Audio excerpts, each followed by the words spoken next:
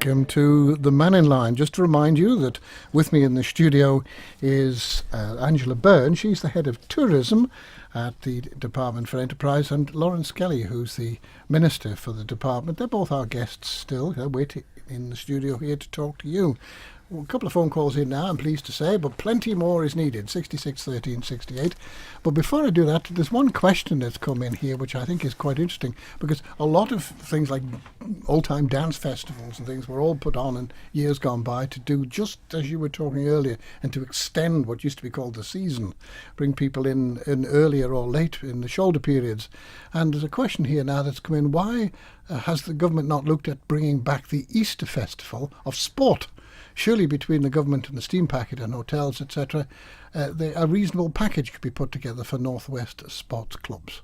Which one of you would like to tackle that? Well, we currently have the Easter Festival of Running, which happens during the Easter bank holiday weekend, and that's been growing year on year, and it's targeting universities and athletics clubs, which is so we do work with those event organisers to try and also raise the profile of their event to increase the participation.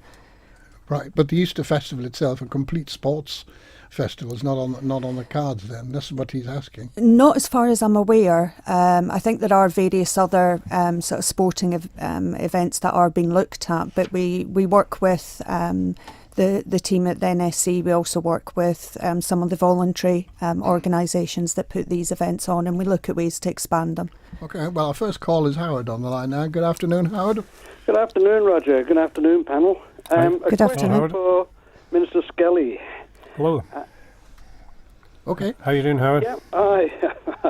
A curio, I noticed on a website there about a week or more ago that the Sefton have proposed selling 3 suites within the Sefton Hotel. Mm-hmm. I see. 3 of them, or five suites rather, 3 of them for about 250,000 and 2 of them for 350,000. Now, is this the thin end of the wedge? Have the Sefton felt the chill wind because the Premier Inn coming into Douglas, the Mount Murray will be ready soon, and now Travel Lodge. Have they been privy to any words within government, because they threw £75,000 into the pot recently, probably as a sweetener, but are they allowed to sell them? Have they actually found that they have to make what they call a change of use, because that is registered as a hotel? And if you've got flats and apartments in there, are they going to slowly turn the rest of them one by one, and the Sefton then will become just another block of flats on the promenade? No, well, I'm not aware of the bigger picture, what you described there, Howard, but what I would say there with regards to the news story, I guess, that was highlighted last week, from what I'm aware of, these apartments had been for sale for quite some time, so it's just re-emerged into a news story there. But they would have to go through a change of use in order to do that, and this is obviously their business decision to determine that. And I sat on the planning committee a few years ago, and there've been a number of hotels, guest houses that have been converted into flats over a period of time. So that has happened over, as I say, for quite a long period. So the Sefton doing this is probably no different than others may have done it in the past. Yes, but as it is a focal point on the promenade, as the government keep pointing out, this is a prime area. It'll not be long before more firms will want to move onto the island and possibly build hotels. Good luck to them if they do, because the promenade now is becoming semi-derelict, and it's not what you would term as an attractive place to drive along. So the people who are moving in with these new hotels, the ones that's already here, are going to have to pick their heels up and start running and to keep up with what's going on. So maybe the Sefton have found this, and they decided in their wisdom, well, it's not worth running to stand still.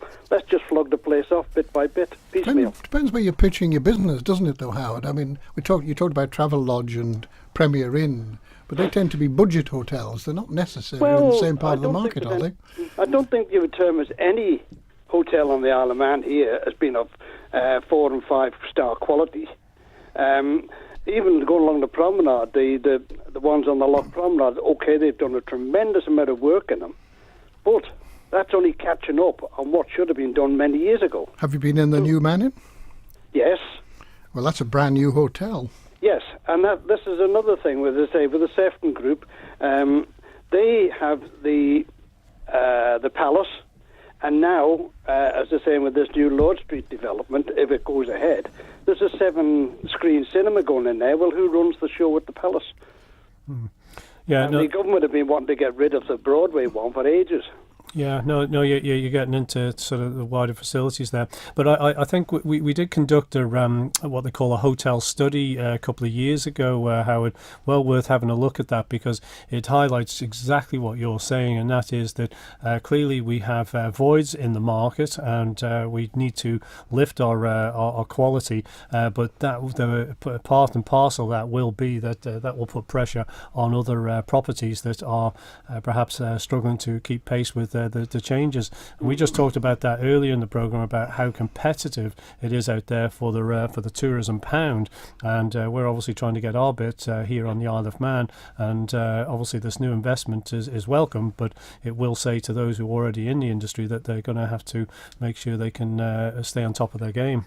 Yeah, because at one time, I'm going back quite considerable, the same people had the money in the steam packet, the gas, the Villiers, the Sefton, anywhere where there was money to be made, which made good business sense.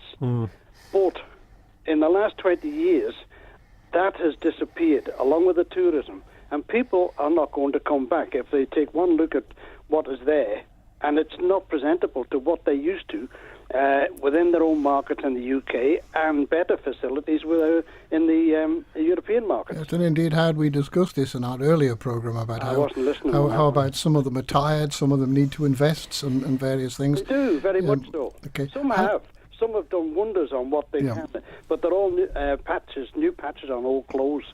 Yeah, and in addition to that, of course, it all comes back to being able to have enough cash to invest. But Howard, thank you for joining us. Thank you. Thank you, Howard. Appreciate that. Bye-bye. That was Howard. Stuart Mackenzie is a man who's got his fingers in one or two pies, including the Ramsey Pier. And he says, do your guests believe that a refurbished Queen's Pier will enhance the tourism offering, particularly in the north? And if so, what is the department doing to encourage support for the refurbishment? For example, encouraging the sponsorship of replacement planks. Well, actually, I was due to have a meeting with Tom last week, but unfortunately he couldn't make it in. So I'll rearrange that meeting with him to find out, because we've got some things to catch up on and what he's been doing and what the future plans are. And once I've understood their plans and things like that, we work with them, and we were supportive when Tom came to me about 3-4 years ago with his initial idea. And again, it will bring an extra dimension for the visitors. The trouble is, of course, we don't have the benefits that some of the others. I have done a programme about the renovation and restoration of the Southport Pier, and which have done it brilliantly. They sold planks off, and they sold seats and railings and everything with a plaque on. It was all over the place. But the bulk of their money came from two sources, and one of them was the UK lottery, and the other one was the EU. And that was where the 7 million of it came from.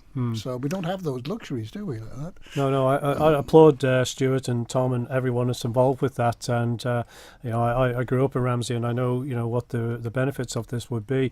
And it's great to see this movement really get some momentum now. Happy to see how we can help to try and promote it. There are many ways to fund these things. Crowdfunding is one area which I'm not sure they've looked at, but that's been a very effective mechanism for other people, I know, in terms of trying to generate funds for a cause of this particular nature. Now we have another caller on the line now, and it's Joan. Good afternoon to you, Joan.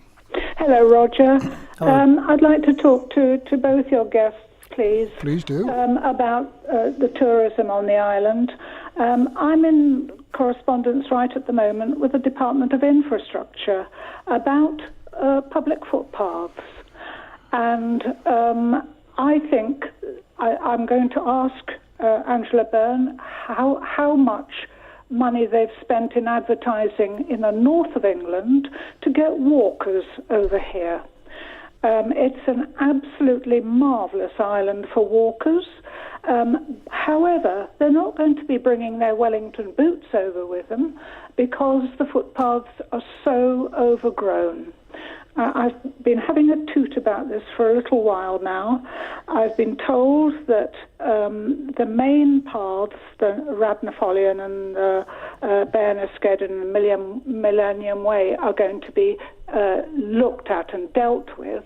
I'm not talking about those. There are very few people, in actual fact, who actually walk those. If you've walked yourself around the Radnafolion, you'll come across very, very few other people. I'm talking about all the marvellous footpaths there are on this island, all overgrown. Last year, I don't think there was one single day when I didn't have to wear Wellington boots in our fields. And I'm wondering, I'm asking Angela, how much we're spending on the northern newspapers, like our local newspapers here, on the northern ones in England, advertising walking over on the island for mainly, not to mention over 55s, but they are the people who would absolutely love to walk here, and they are the people who would extend the holiday times. They would come over in October, they'd come over in April, because that's the times that they like walking. Okay, Joe. Well, you've raised about 6 questions there, so let's just deal with the basics of that. Well, what's the department doing to promote the footpaths, and what are you doing in working with, it'll be other departments, to make sure they're in fit condition? Exactly. Yeah, there's 2 tranches of work at the moment. If I can just take, we work with DEFA and DOI on the obvious Radnafolion Millennium Way walks, but we also work with them on the other footpaths, as you quite rightly say. We've got family walks that we're developing and also railway walks. In terms of how much we're spending in marketing in the Northwest, I couldn't give you an exact figure, but walking and promoting our natural landscape is quite a large chunk of our marketing spend.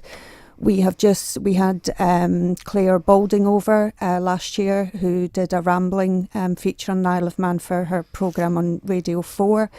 We've had a variety of walking journalists over who've written for Coast magazine and Best of British Isles magazines and things like that. So it is a core part of our marketing activity. Okay. Yes, but Angela, if the footpaths, if the ordinary footpaths, that's what I'm talking about, over crisscrossing the whole island, the ordinary ones where people will love to walk, if they're not trimmed, people are not going to walk on them. Okay, so then, although that's not your department, I presume. Joan, thank you very much for highlighting. It is a perennial issue, and I know certainly being DOI minister too, that it can be an issue that always does come up. What I might suggest is if you liaison with the department already, perhaps include us in that. We'd be happy to help and contribute. What I would say is that the minister has and the Department of Infrastructure have made commitment to work together with the community, not just across government but with the community, to see how we can better manage this going forward, because it does become a problem how these are managed. Certain footpaths can be almost impassable, and I've had that comment said to me many times. Anyway, Joan, thank you for joining us. Okay, I'll move on now. Can I just check, Mr. Skelly, you want me to copy you in? Yes, feel free to do that, and we'd be happy to make sure we get a bit more joined up from a government approach. Yes, indeed. Thank you. Thank you. Thank you. Bye-bye. Bye. Right, that was Joan. Roger, following on from the question you asked, is for about young families, and what is there to do in bad weather other than the Manx National Heritage Sites? If we don't attract young families, how will they know about what the island has to offer when they're older? In other words, the market emphasis changes. It does indeed, and that's the different age group, different how we market to that, and I think we'd recognise that that's the one market we do need to focus in on more than anything else, and we clearly need to have the appropriate attractions that is appealing. We talked a lot about the great outdoors, but you do have to have other activities. So how are you going to do that is the question. Is that government going to provide that? Are you going to encourage other businesses to put in things which will appeal? Well, we have a host most of activities already without sort of highlighting individual activities. But what I would suggest that this really comes back to the executive agency when I mentioned there earlier with regards to product development. So what it is that we can focus in on and what it is that we could put our resources towards, and whether that be government or working with on its own or working with the private sector. And that's what we need to understand, what it is that we need to provide. Okay, now we have Peter on the line. Good afternoon to you, Peter. Yes, hi, Roger. We've always had this problem on the Isle of Man with tourism, is the cost of getting here. I heard a figure the other day, a statistic, I don't know if it's true or not, that the foot passenger traffic on the steam packet is only at about 50% of capacity. Now, if that's right, surely something could be done to package up that spare capacity with special interest tours or maybe standby passengers or something like that. It just seems such an obvious thing. Or is it that we don't like talking to steam packet? No, not at all. No, we do talk to them on a very regular basis. We were highlighting an article that was in the Guardian just the other day, and that was working with the steam packet in terms of promoting the very market we talked about earlier. That is the family market. But I would suggest that they have competition in terms of foot passenger. Clearly, that's from the airlines, and the cost of travel has gone down over the last number of years overall on average. And we're seeing numbers increase. We're seeing airports and destinations increase coming to the Isle of Man, and that's actually encouraging. But we are very keen to work with the steam packet to package it up, and whether it be with them, with tour operators, travel agents, and otherwise. Absolutely, we're happy to support that. You'll know how we compare with other destinations. People who might decide instead of going to the Isle of Man, they go to Ireland instead, for instance. Yes, in terms of comparative prices. Yeah. Yes, and that always does come up, actually, the cost, particularly of sea travel getting here, and that can be an obstacle. But it's like the airlines. If you book it in advance, you can get a deal. Right, okay, what were you thinking, Peter? Well, I don't know. It requires a bit of thought, but for example, you could say offer a special deal if they book a certain time in advance and they're staying in a Manx private home where the money obviously, a lot of money would go into the economy, or specific activities for young people, for example. Incidentally, I see that the Tough Man Challenge has been cancelled this year, which I think is a great shame. I had 5 young family members came over for that last year, and they stayed in a hotel and they spent a lot of money in the bars and restaurants. And I think that's a great change, a great shame. But maybe things like that to encourage young people to come. I don't know. Okay, Peter. Once more, thank you for joining us. Thank you. Cheers. Bye. Bye-bye. That was Peter. Now, there's another Peter on the line, but we'll have to come to him in a minute because it's time to take a break. Welcome back to the Sunday Mannin line. With me in the studio is Laurence Skelly. He's not only the member of the House of Keys for Rushen, but also the Minister for the Department for Enterprise, and Angela Byrne, who's the head of tourism at that department. And we've got quite a few text, emails and telephone calls in, I'm delighted to say, today. And our next caller on the line is Peter. Good afternoon. Another Peter, good afternoon to you. Oh, hello, Roger. It's Peter Melcott here. Yeah, hello. I've got a question for Mr. Skelly.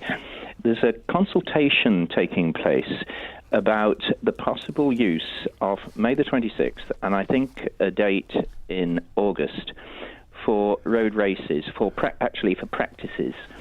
And the times that they've given in the consultation are that the roads would close 1 o'clock to 5:30, except the mountain road, which would be 11:45 to 6:30. Now, Section 6, subsection 4 of the Road Races Act is very, very clear indeed. It says that the only time that roads can be closed on a Sunday for motorsport are between 1:30 p.m. and 5:30 p.m. Mm-hmm. So you're saying that it's not in accord with the legislation? That's exactly what I'm saying. Right. Well, Well, indeed, which is why we obviously gone out to consultation, Peter. Clearly, if there is any potential change, we do need to actually consult with the public. We're very aware, I think, that there may be certain parts of our community could be disrupted, as any time we have any sort of road closure. But in this particular case, this could be disruptive to a big part of our community. So we do need to consult. So I'd hope you would contribute to that, Peter, and let us know your views and thoughts of that. Well, I have done that. I mean, I've pointed out that the Road Races Act is very clear, and therefore the consultation is fundamentally flawed because it's stating times for which they don't have any statutory authority. And I must say I'm a shade surprised that they would have put these times down when the Road Races Act is so extremely specific on this. And I have contributed. The other thing I'd just like to ask you is there is another problem that we have with regard to Sunday closures, and this isn't even governed by the Road Races Act. It's when you have these Cycle Fest, and last year they were able to close the roads at any time. Now, what I want to know is, on a Sunday, how are organists and preachers supposed to be able to get to their appointments if roads are going to be closed? Yeah, no, I think, if I'm not mistaken, the Cycle Fest, were they not rolling closures, Peter? Well, but I mean, that's a problem you have enough problems when, I go around the island, and I've obviously got a vested interest in this. On the 26th of May, I shall be at Kirkmichael, and in the evening I shall be at Bride. Now, in both cases, I've got a journey, and they will take me through the places where the roads could be closed. Now, if you're going to stick to this 1 p.m., which in actual fact is outside the Act anyway, the Act says very, very clearly that the roads can be closed for a reasonable time before that if they want to start the race at that time. I was at Kirkmichael this morning, and as I was telling the congregation there, I literally wouldn't be able to get back to Douglas if the time that's been stated on the consultation is adhered to, which is actually, as I say, it has no statutory basis. Reference the Cycle Fest. If you've got rolling programs, I mean, how are we going to know? I remember last year there was a lot of confusion, and when you've got to travel quite considerable distances, you've got enough problems without having suddenly to hit the fact that a road is closed for half an hour or something like that, and then it's open again. I mean, the bottom line is that Sunday is just, especially Sunday mornings and any time before 1:30, is just really out of bounds. But unfortunately, your legislation, which governs Cycle Fest, is under the Highways Act 1986. I think it's about Section 38(7)A. And that one gives the department time to close pretty well at any time. So Peter, can I interrupt you for a minute, Peter, just to say that during, you're talking about road closure times in prime legislation. I may be wrong in this, and you probably know more about it than I do and will correct me, but I thought a lot of road closures were done based on an act, but by orders. But the orders can only be made. You can't make an order unless you've got, in the Parent Act, statutory authority to do it. Now, the Parent Act, for example, coming back to the motorsport... You couldn't do additional road closures by order then? No, because you've got... You see, the orders are subsidiary legislation or delegated legislation, and they can only exercise powers which the main Act of Tynwald grants to them. Now, the Act of Tynwald, I've double-checked it, and I've made inquiries to find if it's been amended since 2016, and it hasn't. The Act of Tynwald, as coming back to the motorsport, says 1:30 p.m. to 5:30 p.m., and it's very, very clear. Okay. We had to make quite a lot of representations back then to ensure that churches were going to be able to function on days when roads were likely to be closed. And remember, we've also got this strange thing called Mad Sunday, which makes it very difficult for people to use the roads because, quite honestly, it's dangerous. Okay, well, okay, so, Peter, I think we got the message. So what you're saying is there's a consultation out there now. and you're questioning the legitimacy of it. So I'm sure that's something then that your department will have to look at, will it then? Absolutely, and appreciate your raising the point, Peter, and we will certainly pick up on that. So Lovely. Thank you very much. Thanks, Thank you very Peter. much. Thank you. Bye-bye. Bye-bye. That was Peter.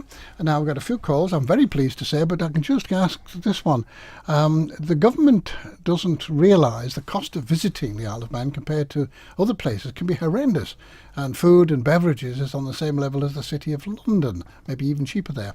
And there's a bit more to see. So what you're saying is, how do we compare in the marketplace? Have you done market comparisons? We did market comparisons when we did the research for the destination Thanks, John. management Moramai, good plan. morning. There's a chance... Go on, sorry, I don't know where you came from, but right, okay. And we'll be doing some more this year through another marketing research plan that we've got to look at competitor destinations, and obviously the cost of travel and accommodation will come into that. Okay, Vivian now online. Good afternoon, Vivian. Good afternoon, Roger, and good afternoon to your visitors.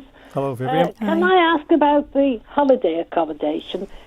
I know a few months ago there was a group that two MHKs and somebody else that went around inspecting holiday accommodation in the north of the island, and were quite impressed. Does this go on still through the rest of the island as well? I think you're talking about Mr. Callister, who's political member with responsibility for tourism and motorsport. He was invited up to have a look at the self-catering accommodation, I think it was, in the north of the island through the Stay in a Farm group. Yes. And he duly went up and had a look round the accommodation, and he came back and he was very impressed at the quality of the self-catering offering there. But do you still check all the homestay or the accommodation that is offered? I'm really referring to the TT now, because last year, because of the function we do at TT, you find out a lot of things that go on. And there was one group that were here, and they were staying in accommodation in Douglas.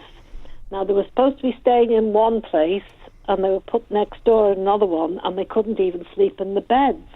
Now, that does not set a very good example for our holiday accommodation, does it?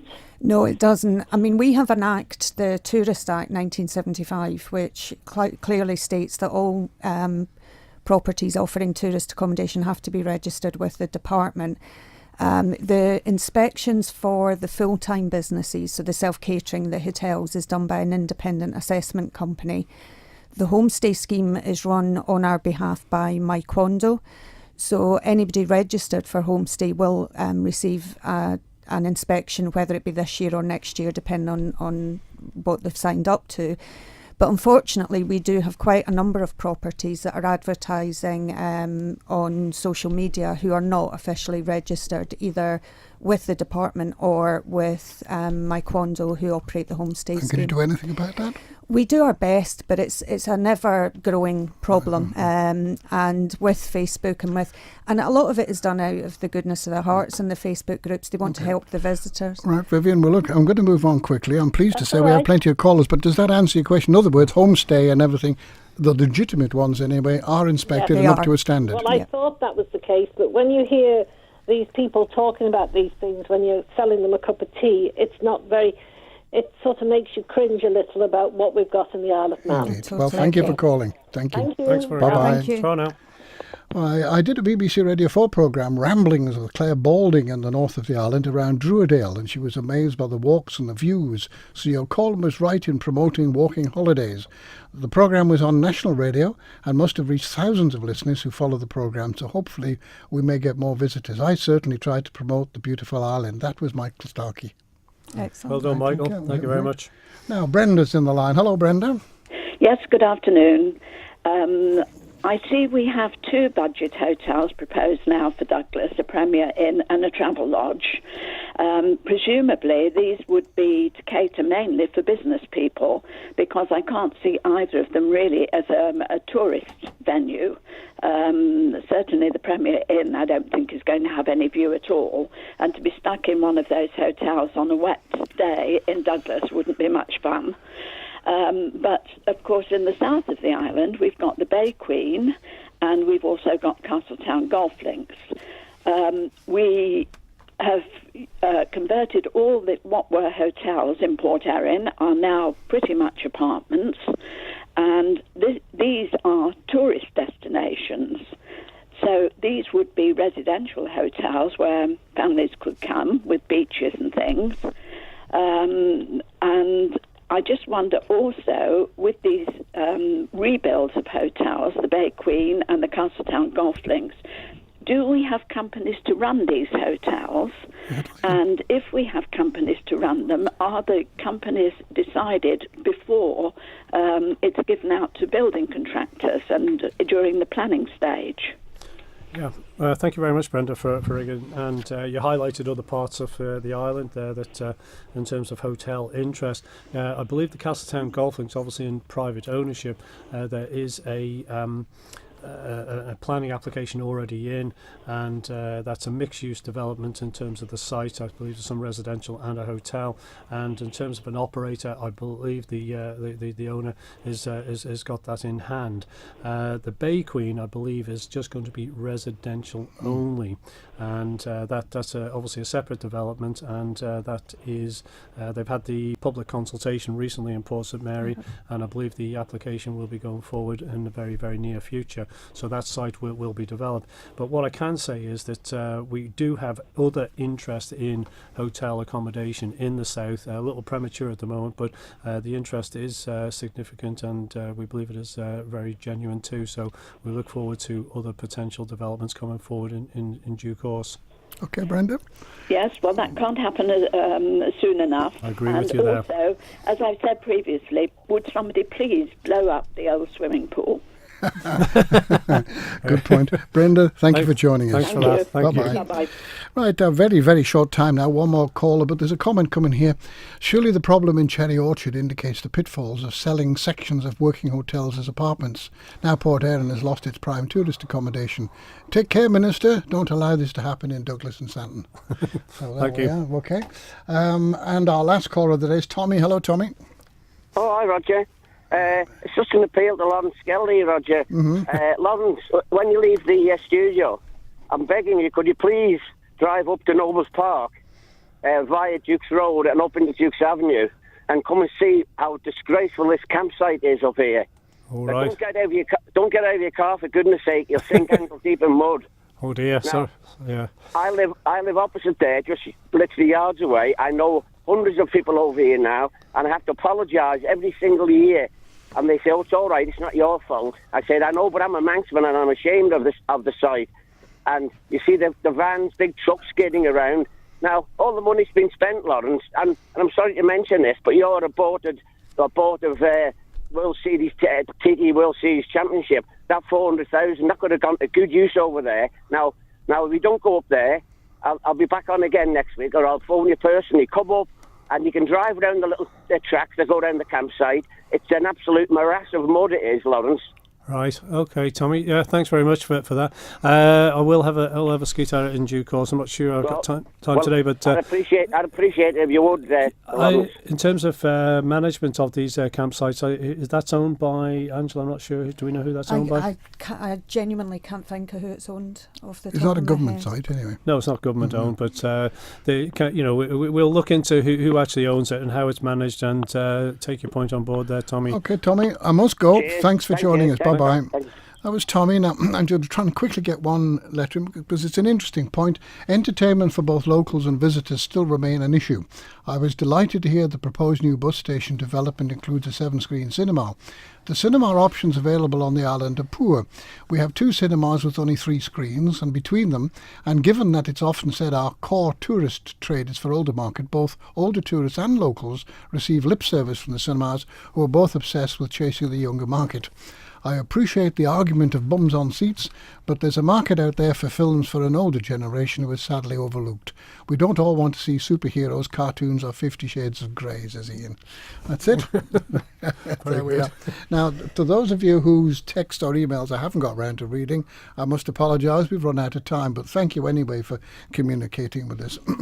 With me in the studio, as there was for the earlier Sunday opinion programme, we have 2 guests, and one of them is Laurence Skelly, who's the Minister for the Department for Enterprise. He's also the MHK for Russian. And the other is the head of tourism in the department, Angela Byrne, and they were both here and for Sunday Opinion. So both of you, thank you for spending your Sunday lunchtimes here with us all. Pleasure. Thank you. Thank you. The programme today, and as all programmes, was produced by Catherine Nicholl, who's been on the switch for the Mannin line, and I'm Roger Watterson. Catherine and I will be back next week with a budget special with the Treasury Minister. But until then, from all of us here, goodbye.